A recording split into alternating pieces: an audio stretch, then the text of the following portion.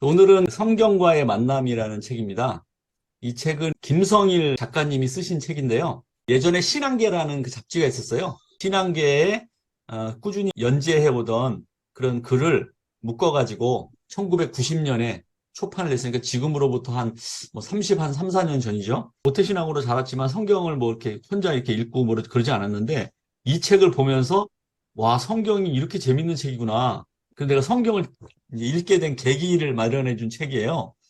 그리고 이제 이 굉장히 재밌는 책이고, 이 작가 김성일 그 작가님은 그 서울대 기계공학과를 나와가지고 그 저랑 같은 이제 공돌이에요.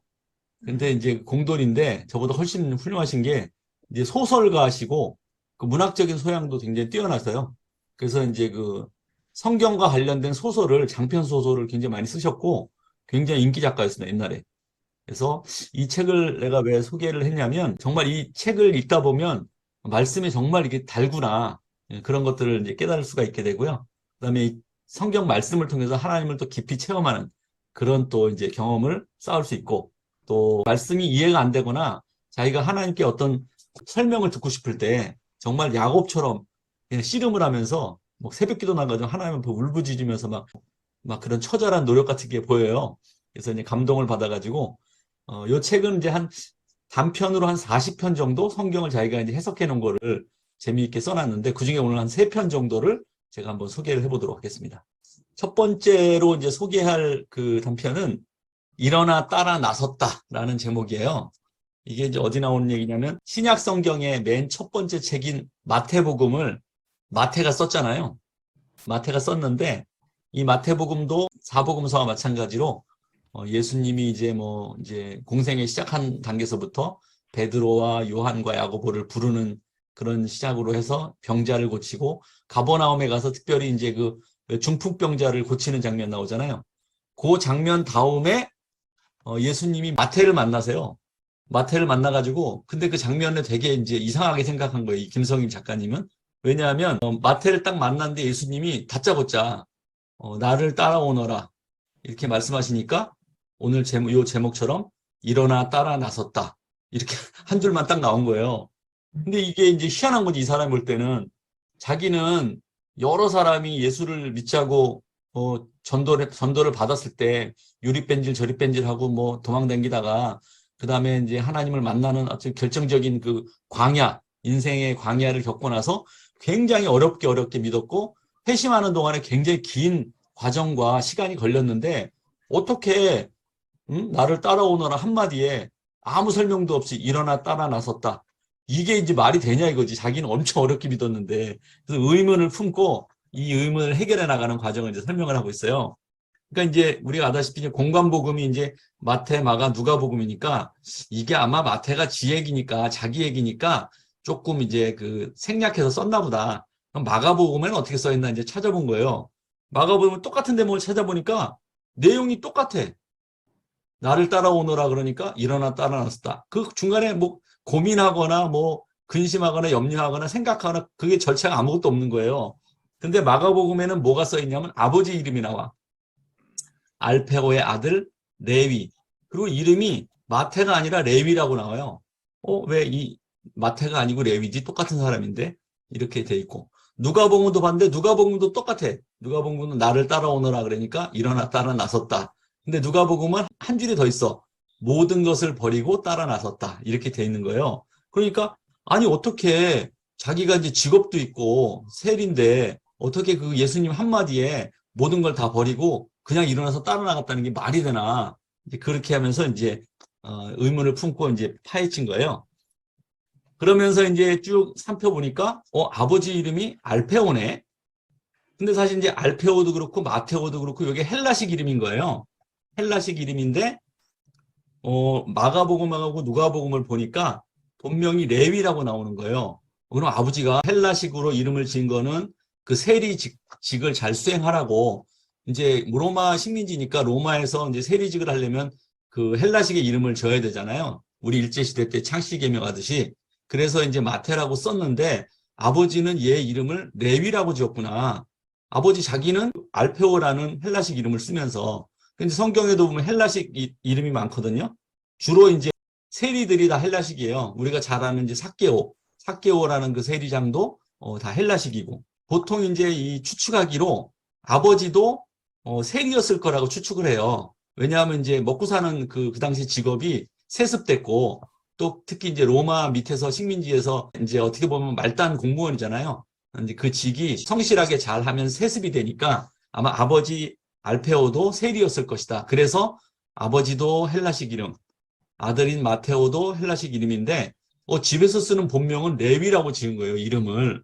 왜 그렇게 지었을까? 이제 의문을 품고 이제 생각을 해보는 거죠. 그 당시에 로마 식민지인데 식민지 생활을 어떻게 하느냐에 따라서 그 신구약 중간사에 보면 여러 그룹들이 나오잖아요. 그러니까 헬라식 철학, 로마와 타협해서 그 풍요함과 그 지위를 누리는 사두개파. 그 다음에 그 헬라의 그 철학과 그 로마의 한거하면서 경건주의를 표방한 바리새파. 그리고 무력으로 막 살인과 뭐 방화 이런 그 폭력적인 수단으로 한거했던 뭐 열심당원. 여러 이제 부류가 있는데 대다수의 보통 일반 백성들은 그냥 로마에 순응하고 적응해가지고 그냥 먹고 사는 일에 살 수밖에 없었지 않나. 이제 그런 이야기를 생각을 하면서 그런 의미에서는 세리가 뭐 우리가 뭐 역적이다 생각하지만 어떻게 보면 그냥 먹고 사는 것 때문에 어쩔 수 없이 그 택한 불쌍한 직업이다. 이렇게 보는 거죠. 근데 그게 불쌍하게만 볼 수 있는 건 아니고 그 같은 동족한테 로마에 내야 되는 세금을 걷고 그다음에 로마에 세금을 낸 다음에 나머지가 이제 자신의 것이 되기 때문에 세금을 더 많이 걷은 거죠. 많이 걷어서 자기네가 먹고 살아야 되니까. 그러다 보니까 온 그 이스라엘 백성 동족들로부터 굉장히 따가운 눈초리를 이제 받게 된 거죠. 그러니까 쳐다보는 것도 마치 이제 그 우리가 보통 흔히 얘기할 때 세리와 창기 이렇게 얘기하잖아요. 그러니까 창녀를 바라보듯이 아유 저런 모질한 놈들 저는 경멸의 눈초리, 그 수치스럽고 치욕스러운 그 눈초리를 받으면서 일평생 사는 거예요.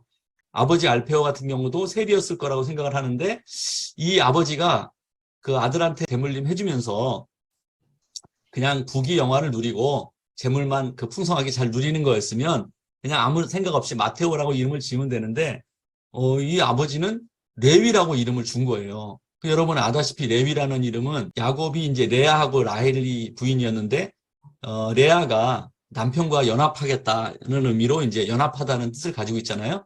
그러면서 알페오가 이런 이름을 준 것에는 하나님의 그 백성이라는 것을 잊지 않고 그 정체성을 아들에게 이어주고 싶어서 아마 유대식 이름을 본명을 지어놓고 먹고 사는데 할 수 없이 이제 마테오라고 지었지만 그 레위의 삶을 살아가라. 유대인의 백성의 정체성을 잊지 말아라 하는 의미로 레위라고 지어준 것이 아니냐. 그러니까 마가복음도 누가복음도 다 레위라고 불렀다는 거죠. 그래서 이제 그런 이제 생각을 합니다. 아버지 알페오 자신은 로마에 순응해가지고 비록 먹고 사는 문제 때문에 세리로 살았지만 그 치욕의 그 삶을 살면서도 하나님의 뜻을 저버리지 않고 아들은 제발 하나님의 백성으로 살아가기를 원하는 마음으로 그렇게 이름을 지어준 것이 아니냐. 이렇게 이제 상상을 하는 거죠. 작가의 상상의 나래를 펴고 있습니다.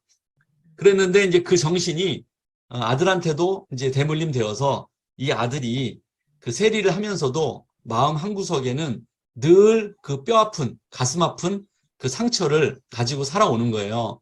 근데 동족들은 치욕의 그 눈초리, 그 정말 무시하고 경멸하는, 먹고 살 게 없어가지고 로마 밑에 빌붙어가지고 동족의 피를 빨아먹는 저 세리, 창기 같은 놈, 저 창녀보다 못한 놈, 이런 이제 눈초리를 받으면서 그렇게 이제 살아온 거죠. 근데 여러분 이제 그 우리 대화의 기술이라는 책에 보면은 사실은 우리가 말하는 것이 전달하는 의사를 전달하는 거는 한 20%밖에 안 되고 목소리나 표정이나 톤이나 뭐 손짓이나 이런 것들이 이제 상당히 영향을 많이 미친다 그래요. 그러니까 우리 옛날에 그 신혼 초기에 눈에서 꿀 떨어지는 그런 경험을 또 해보셨잖아요. 마태는 모든 이스라엘 백성으로부터 그 질시와 경멸의 눈초리로만 바라보는 것을 이렇게 경험하다가 예수님이라는 그런 분이, 예수라는 젊은이가 굉장히 큰 지도자로 많은 병자들을 고치고 이적을 행하신다더라. 소문이 들려온 거죠. 근데 그분이 우리 마을에 왔다더라. 그러면서 이제 오니까 저 멀리서 예수님하고 무리들이 막 걸어오는데 이제 속으로 막 불굴 끓는 거죠. 저 인간은 또 나를 지도자인데 선지자가 됐든 뭐 지도자가 됐든 굉장히 높은 선생님이 오시는데 저 인간은 또 나한테 뭐라고 야단을 칠까? 온 백성이 나를 경멸의 눈초리로 바라보는 그 눈초리로 바라보면서 너는 그렇게 살지 말라고 야단을 치실까? 이 걱정을 하면서 근심을 하면서 속으로 이제 부글부글 끓는 거죠. 이게 아까 말했듯이 이제 김성일 작가님이 이제 작가적 상상력을 발행해서 이제 소설을 쓴 거예요. 그러고서 이제 부글부글 끓으면서 그래 내가 뭐 나는 먹고 살기 위해서 어쩔 수 없이 그랬다. 당신 같으면 어떻게 살았겠냐. 그러면서 막 속으로 부글부글 끓고 막 그 막 한숨을 쉬면서 예수님의 그 경멸의 눈초리를 또 기대하면서 딱 있었는데 예수님이 딱 오셔서 말씀하시는데 그 한마디에 그 부드러운 전혀 경험해 보지 못한 그 부드러운 눈초리 그 꿀이 뚝뚝 떨어지는 거죠. 그리고 야 그동안 고생 너무 많이 했지. 내가 네 고생을 다 알아. 이제 고생 그만하고 나랑 같이 내 일을 하는 게 좋겠어. 물론 이제 그런 말씀은 안 하셨지만 온화하고 인자한 표정으로 내 근심 걱정을 다 안다는 그런 음성으로 이제 그만 고생하고 나를 따라오너라. 이렇게 하니까 일시에 그 모든 그 근심 걱정과 두려움과 분노가 해소되면서 아무 말 없이 일어나 따라 나서면서 그 눈물이 그렁그렁한 채로 예수님을 따라갔다. 이렇게 이제 작가적 상상력을 이제 펴고 있습니다. 이 마태는 예수님 돌아가신 이후에 그 아프리카 머나먼 이디오피아 땅에 가서 그 창에 찔려서 순교했다고 해요.